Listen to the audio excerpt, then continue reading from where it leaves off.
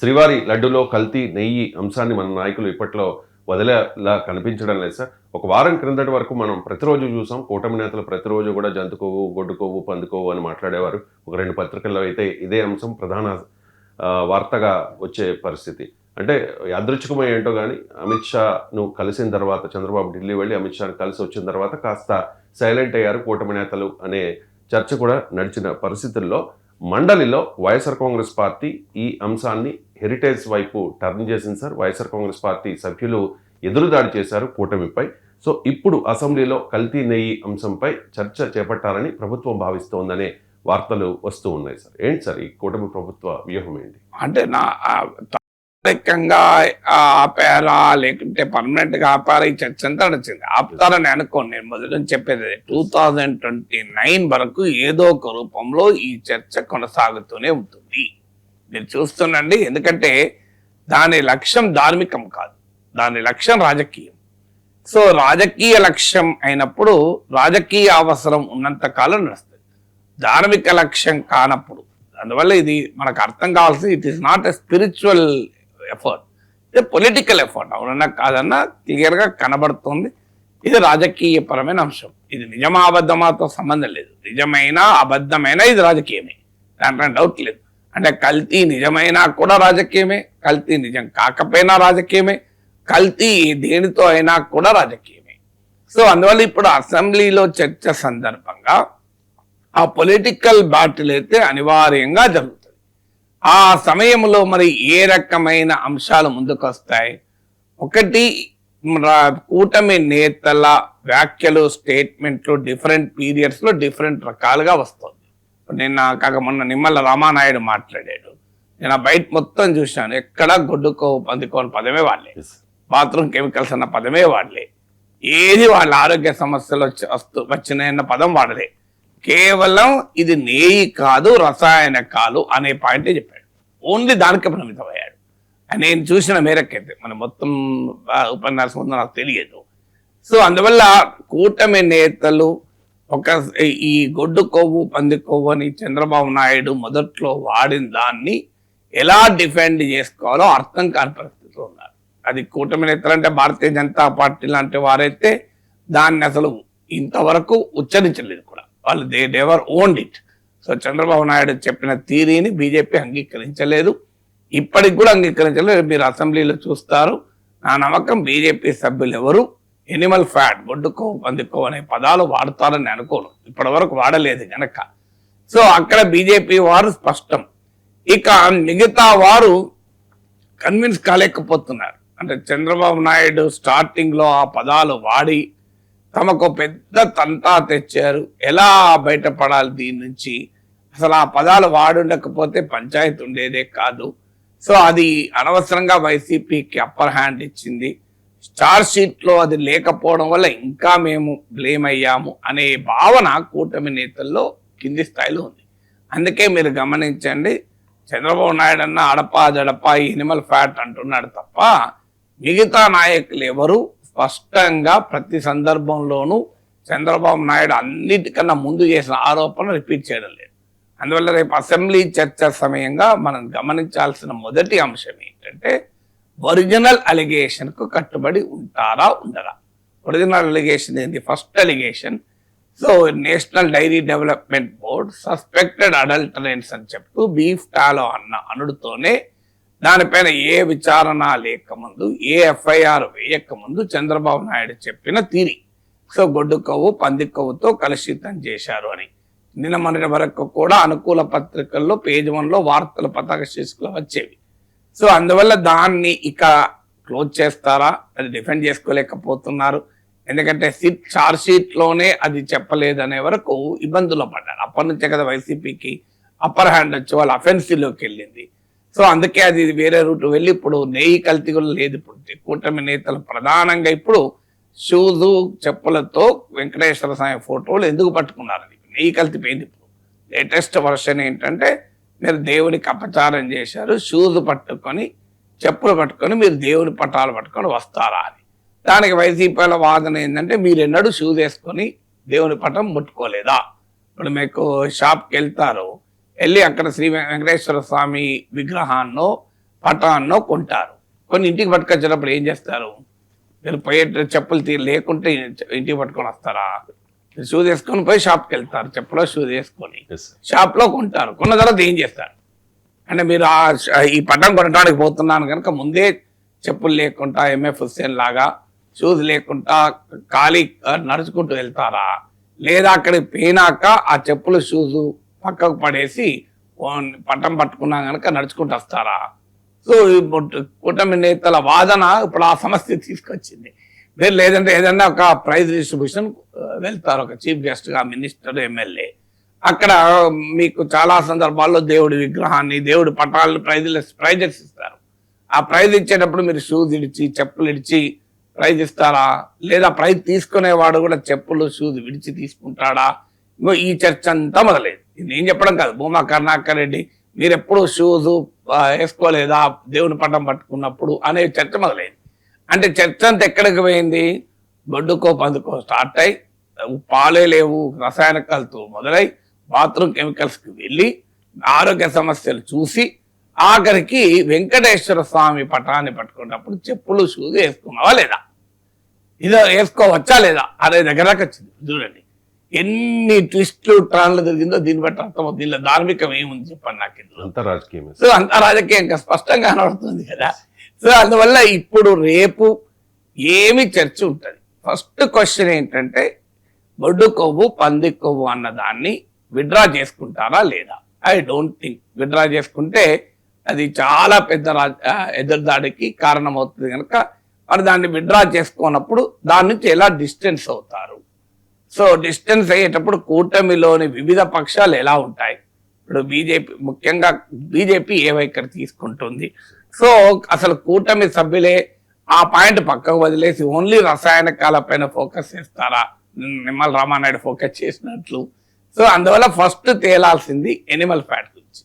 చంద్రబాబు నాయుడు హుందాగా ఉండాలి అంటే, ఆ రోజు ఎన్డీడీబీ రిపోర్ట్లో సస్పెక్టెడ్ అంటే నేను బాధతో చెప్పాను మాట నిజమే, కానీ అది లేదు, మేము పరిశోధనలో అది ప్రూవ్ కాలేదు, కేవలం రసాయనికాలతో కల్తీ జరిగిందని మాత్రమే మాకు ప్రూఫ్ వచ్చింది, మేము దాని మీదకే ప్రొసీడ్ అవుతాం, మాకేం రాజకీయం లేదు, లేనిది ఉన్నదని చెప్పాలని మాకేం కోరిక లేదు. ఆ రోజు ఎన్డీడీబీ రిపోర్ట్లో అనుమానం అనే వరకు నేను అనుకున్నాను, చెప్పాను. ఇప్పుడు లేదు, లేదంటే సంతోషమే కదా అని స్టాండ్ తీసుకుంటే చాలా గౌరవంగా హుందాగా ఉంటుంది. కనీసం కోట్లాది మంది భక్తులు ఆ రెండు పదాలు గొడ్డుకో పందుకో నుంచి ఉపశమనం పొందుతారు. ఇక అది లేక ఇంకా గొడ్డుకో పందుకో చుట్టూ తిప్పితే అంతకన్నా దుర్మార్గమే లేదు. ఎందుకంటే అది ఎక్కడ ఏ రీసెర్చ్ ఏ ల్యాబ్లో తేలని అంశం. ఏదైనా ఎన్డీటీవీ రిపోర్ట్ అయినా సస్పెక్టెడే, వేరేం లేదా. అందువల్ల ఇక ఇది మొదటి అంశం. దాని విషయంలో స్పష్టత ఇస్తారా? ఇంకా దాగుడు ముత్తలే ఆడతారా? ఆ గొడ్డుకో పందుకో విషయంలో దాగుడు ముత్తలే ఆడతారా?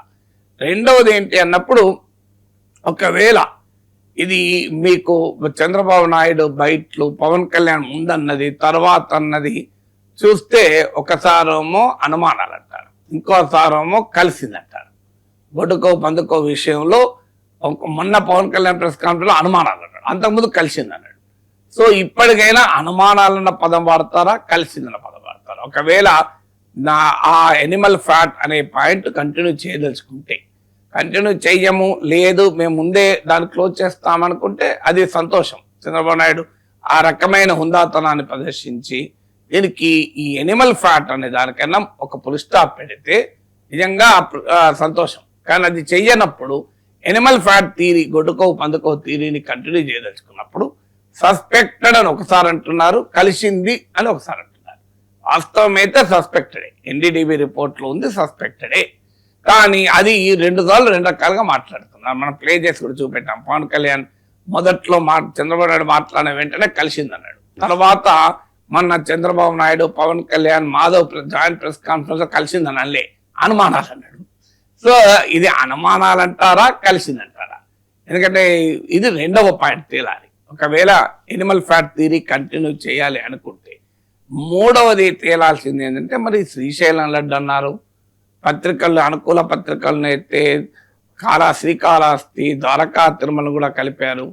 దీన్ని తిరుపతికే పరిమితం చేస్తారా, ఇతర దేవాలయాలకు ఎక్స్టెండ్ చేస్తారా అప్పుడు అనివార్యంగా ప్రశ్నలు వస్తాయి. మరి శ్రీశైలం పైన ఇంతవరకు పత్రికలు అయితే మనం చూడలేదు, విచారణకు ఆదేశించినట్టు కానీ, ఒక ఎఫ్ఐఆర్ దాఖలైనట్టు కానీ, మీరు శ్రీశైలం దేవస్థానం కంప్లైంట్ ఇచ్చినట్టు కానీ, శ్రీశైలం దేవస్థానం ఈవో ఎక్కడన్నా పోలీస్ స్టేషన్ కంప్లైంట్ ఇక్కడ ఎక్కడా చూడలేదు.